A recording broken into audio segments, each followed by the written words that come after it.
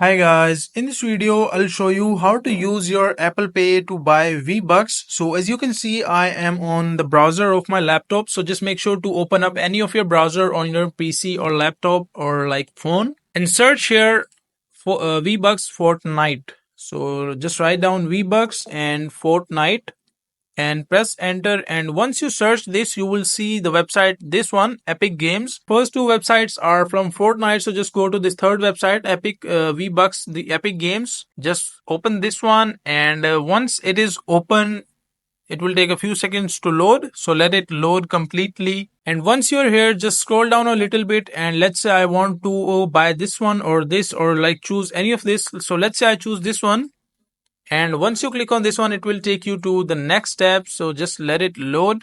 And after that, just scroll down. You will see a big yellow option of buy now. So just click on this buy now option.